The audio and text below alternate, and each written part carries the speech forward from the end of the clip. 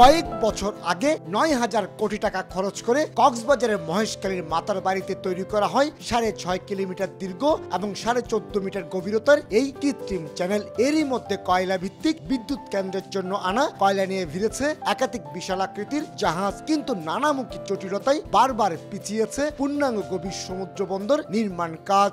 চট্টগ্রাম বন্দরের তথ্য অনুযায়ী সময় ক্ষেপণের কারণে মাতার বাড়ি প্রকল্প খরচ ২ দফায় বেড়ে এসে দাঁড়িয়েছে ২৪,৩৮১ কোটি টাকায়। আর প্রথম পর্যায়ে যে টার্মিনাল নির্মাণ হচ্ছে তার খরচ ধরা হয়েছে ৬,১৯৬ কোটি টাকা, যার পুরোটাই বহন করবে জাপানি সংস্থা জাইকা। এরই অংশ হিসেবে জাপানি প্রতিষ্ঠান পেন্টাওশান এবং থোয়া কর্পোরেশনের সঙ্গে ২২ এপ্রিল চুক্তি করতে যাচ্ছে চট্টগ্রাম বন্দর কর্তৃপক্ষ। চুক্তি অনুযায়ী আগামী ৪ বছরে ৪৬০ মিটার দীর্ঘ একটি কন্টেইনার জেটি এবং ৩০০ মিটার দীর্ঘ আরও একটি মাল্টিপারপাস জেটি সহ টার্মিনাল নির্মাণ করা হবে। এই চুক্তিটা হবে টোটাল প্রায় ৬,১৯৭ কোটি টাকা, পুরোটাই হচ্ছে জাইকার অর্থায়নে, এবং আগামী ডিসেম্বর ২০২৯ সাল পর্যন্ত এটার চুক্তির মেয়াদ থাকবে এবং এর মধ্যেই তারা টার্মিনালটা নির্মাণ করবে। গভীর সমুদ্র বন্দরের সুবিধাকে কাজে লাগিয়ে মাতার বাড়িতে এই অঞ্চলের সবচেয়ে বড় এনার্জি হাব গড়ে তোলার পরিকল্পনা নিয়েছে চট্টগ্রাম বন্দর কর্তৃপক্ষ, যে কারণে গভীর সমুদ্রে পাইপের মাধ্যমে তেল সরবরাহে এসপিএম এর ল্যান্ডিং স্টেশন করা হয়েছে মাতার বাড়িতে।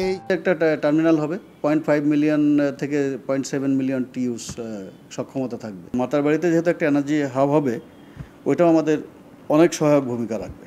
গত ১০ বছরের বেশি সময় ধরে বেশ কটি দেশ এই গভীর সমুদ্র বন্দর নির্মাণে সহযোগিতায় আগ্রহী হলো। বাংলাদেশ শেষ পর্যন্ত জাপানকে বেছে নিয়েছে। এক্ষেত্রে অত্যাধুনিক প্রযুক্তি ব্যবহারের কারণে নির্ধারিত সময় ২০২৯ সালের আগেই টার্মিনাল নির্মাণে আশাবাদী প্রকল্প সংশ্লিষ্টরা।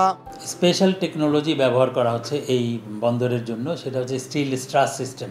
এটার অনেক কিছু বাইরে আগে তৈরি করা হবে এবং এইখানে এনে বসানো হবে, অতএব এই নির্মাণ কাজ খুবই দ্রুত সম্পন্ন হবে। ১৪.৫ মিটার গভীরতার কৃত্রিম এই চ্যানেলের কারণে বিশ্বের সবচেয়ে বড় জাহাজটিও সহজে নোঙর করতে পারবে মাতার বাড়িতে।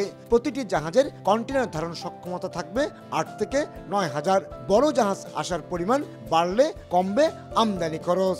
৮০,০০০ থেকে ১ লক্ষ টন যদি কার্গো আসে, প্রোডাক্ট কস্ট তখন অটোমেটিকলি কমে যাবে। তত তাড়াতাড়ি সম্ভব এটাকে দ্রুত পরিচালনার মধ্যে নিয়ে আসলে দেশের মানুষ উপকৃত হবে, দেশের ট্রেডের মধ্যে এবং বড় একটা অর্থনীতিতে একটা বড় ভূমিকা রাখবে বলে মনে করি। ২০২৯ সালের মধ্যে ১১ লাখ এবং ২০৪১ সালে ২৬ লাখ কন্টেনার হ্যান্ডেলিং সক্ষমতা থাকবে মাতার বাড়ি গভীর সমুদ্র বন্দরে। কমল দে, সময় সংবাদ, চট্টগ্রাম। ৬৫% পর্যন্ত বিদ্যুৎ সাশ্রয়ী হাইসেন্স এসি, যার ফাস্ট কুলিং মোড দ্রুত ঘর ঠান্ডা করে। আবার ওয়াইফাই টেকনোলজি থাকায় মোবাইল হাতে হাইসেন্স এসি নিয়ন্ত্রণও আপনার হাতেই। সবটাই আপনার জন্য হাইসেন্স।